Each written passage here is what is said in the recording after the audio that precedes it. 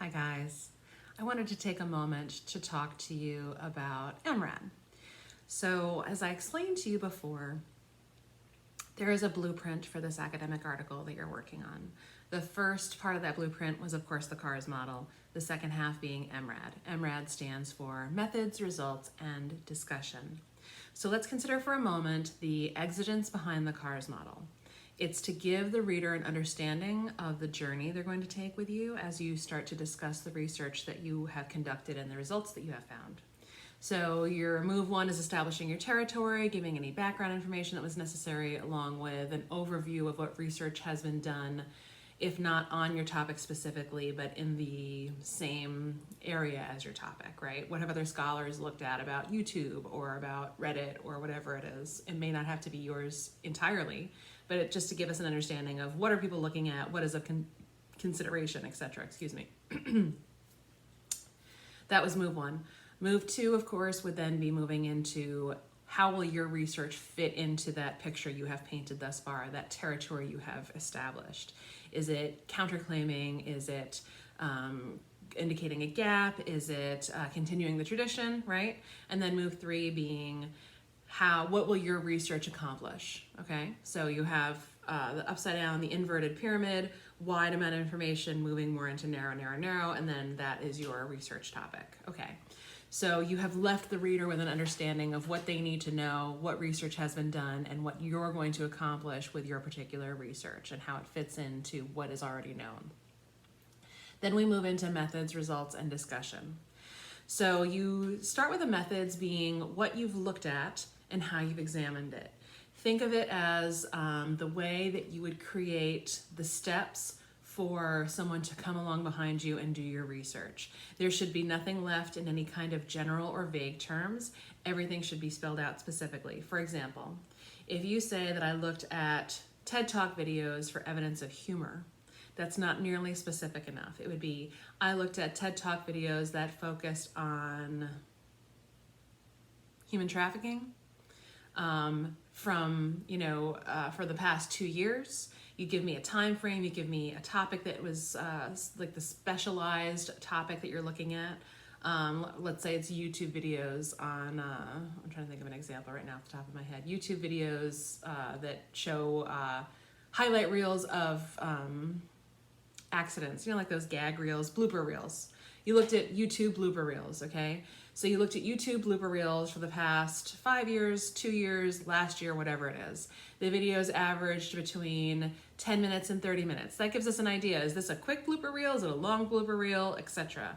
I looked for evidence of humor. What might humor be? Humor might be, in this scenario, the people laughing either in the video or the sound of people laughing on camera, or maybe lighthearted music, like someone breaking their leg with very dry and dramatic sounding music or very ominous sounding music is very different than a video of someone breaking their leg when there's very funny and lighthearted music in the background. So you're going to set up a picture of what it was that you looked at specifically and then how you conducted your analysis. Now I say this, you have to do your analysis first. You have to actually look at the stuff. Maybe you have a draft of it working and you modify it as you do the actual coding of your primary data. But this is something that needs to be written after the fact. So it's not, I'm going to look at YouTube videos. It's, I examined YouTube videos, okay? So it should be written where everything has been already completed. This is not a proposal to do something. This is a write-up of what you have done. If you look at the CARS model PowerPoint that I provided for you, I'm just going to be referencing it back and forth. I talk about, this is the area to discuss your data collection process. What were your materials? What were the source materials for your primary data? The stuff that you looked at that you proposed to me in the genre analysis and research proposal. This does not include any secondary research. If you are feeling the need to put some secondary research in there to back up something you're talking about, you need to go back to your introduction and figure out where you can fit that information in so that by the time we get to your methods, you're completely justified. We have all the information we need. Now we just want to know what you looked at and how you looked at it. You should also include any necessary claims about weaknesses, strengths, or limitations. Now, we did this a little bit in class when we were kind of hyper examining the introduction sections of those couple sample papers from Stylus. But you don't want to give the reader any opportunity to critique what it is that you're doing without you having acknowledged it. If you talk about, I looked at 5 videos for the past 2 years, perhaps I could have found more information had I looked at a larger number of videos, a longer time frame. I forgot to look for this particular thing that I noticed in only one video, and maybe that's something that I should consider. Maybe my strengths were, think of some things that you did that you thought were really awesome and you're really proud of, that type of thing. There should be a paragraph basically at the end of the method section that highlights your strengths, weaknesses, and limitations, the combination of those. I'm gonna repost the student sample about food on Instagram. That is like a textbook perfect paper for what should be included in every particular section, okay? So that's the methods. It's what you looked at, how you looked at it, including your data collection process, your analysis, and then your necessary claims, okay? So then we move into the results. Now, this might be the most challenging part of writing this paper because it is the least open to personal narration. What I mean by that is it should be a clear summary of your findings without weighing in on what's important, what's significant, what's unusual, what was unexpected. This is just giving the reader, this is what I found. Okay, so this is what I looked at. This is how I looked at it in the method section. This is what I found. You should consider that you're not walking me through a line-by-line narration of like a Google spreadsheet or a Word spreadsheet that you created to house all of your data. Instead, you should be looking for patterns and trends in your data. What did you see the most of?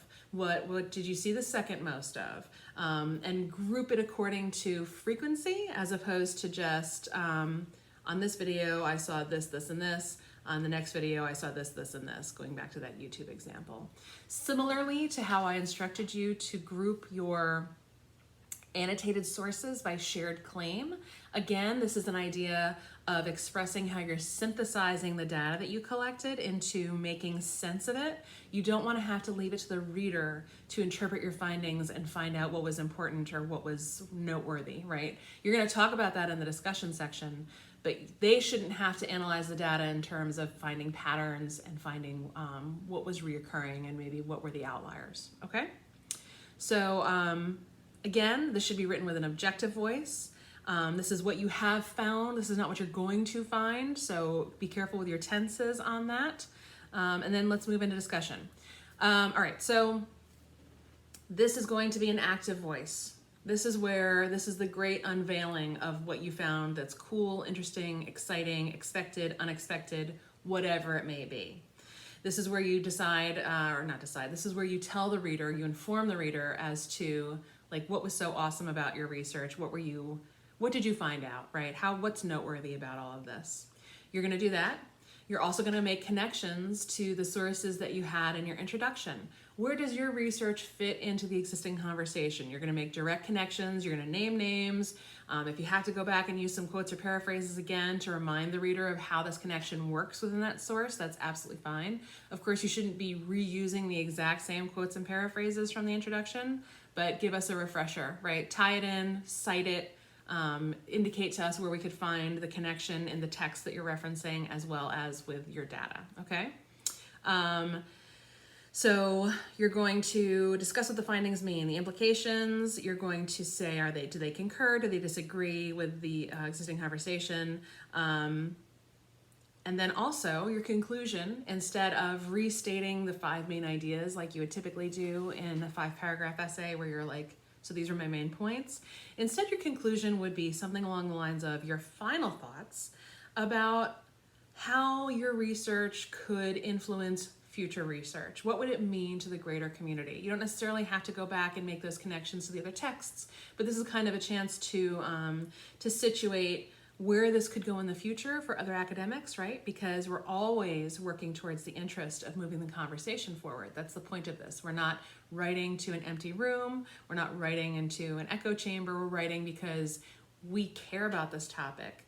We want to see this topic progress in terms of research and understanding. So how could our research then be a springboard or a catalyst or even a stepping stone into further research? I'm not asking for you to make claims about, how analysis of YouTube videos would, create world peace, but some actual ideas of where you think this could go. Maybe something you noticed when you were conducting your research that was of interest but wasn't related enough to your topic to pursue, but you could see a connection for future researchers. That would be completely acceptable. But again, you don't want to have to restate all your main points. Again, this is to say, what did I find? How does it fit into the conversation? And then where could this go for future? So that's the results section. After that is done, you'll have your works cited and your appendices. Your appendices would come first, and then the works cited would be after. Those two portions do not count towards your total page count. Your appendices should include any graphs that you did to collect your data. You need to be able to prove to your audience that you actually did this work and found these things. So if you're, say, watching videos and taking timestamps on videos for certain things occurring, you would have your little chart of where those things were happening that you'd be providing to the reader so that they could recreate your research. If you need to have any visuals of things that you looked at because you're referencing them in your paper and it's easier to say, see figure A1 than have to try to spend a paragraph summarizing this particular visual image, then use an appendix as a tool for that as well.